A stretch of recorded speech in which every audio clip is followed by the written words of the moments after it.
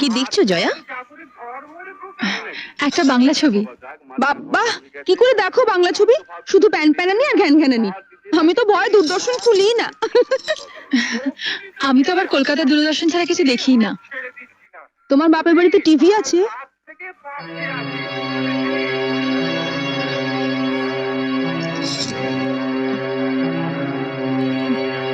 আছে, একটা ছোট ব্ল্যাক এন্ড হোয়াইট টিভি আছে।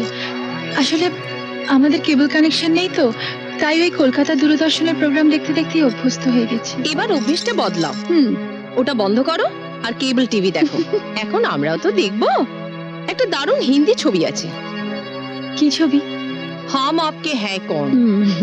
ও, ওই ছবিটা তো কয়েকদিন আগেই দেখিয়েছিল, দেখোনি? দেখবো না কেন, দেখেছিলাম। কিন্তু ও ছবি যতবারই দেখো পুরনো হয় না। আর মাধুরী দীক্ষিতকে দেখে তো মন আর ভরে না, তাই না দিদি? যা বলেছিস।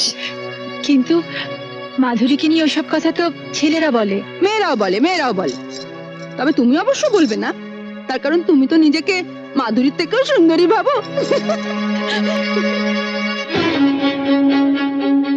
আমি ভাবি না মেজদি, তবে আমি জানি আমি কি।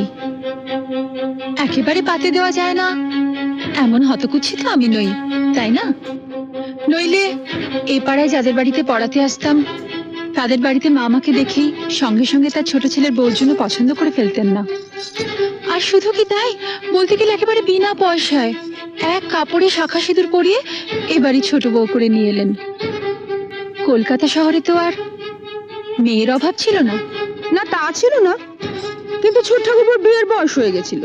অত সামান্য রোজগারের ছেলের জন্য কোনো অবস্থাপন্ন ঘরের ডানা কাটা পরি তো আর পাওয়া যাবে না, তাই তোমার সঙ্গে বিয়ে দিয়ে দিলেন।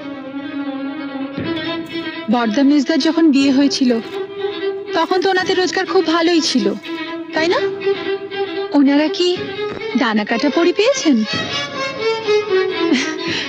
আচ্ছা দিদি, কিছু মনে করো না।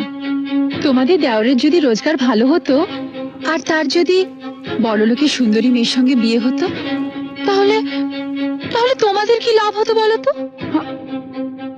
আমাদের আবার কিসের লাভ? ও মা, তাতে যদি তোমাদের কোনো লাভই না হলো, তাহলে আমি যেমন আমাকে তেমন ভাবে মেনে নিতে তোমাদের অসুবিধা কিসের? আমি তো তোমাদের পাড়া ভাতে ছাই দিতে আসিনি, বা আমি জোর করেও আসিনি। তাহলে আমাকে নিয়ে তোমাদের এত গায়ের জ্বালা কেন? বরং আমার স্বামী যদি বেশি রোজগার করত আর আমি বড় লোকের মেয়ে হতাম, তাহলে কিন্তু তোমাদের অনেক অসুবিধে হতো। অসুবিধে হতো? কিসের অসুবিধে? তাহলে এই মুহূর্তে টিভিটা আমিই দেখতাম, আমার পছন্দ মতো দূরদর্শনের বাংলা ছবির চ্যানেল। আর তখন তোমাদেরও আমার সঙ্গে বসে বসে ওই বাংলা ছবির প্যান প্যানানি ঘ্যান ঘ্যানানি দেখতে হতো।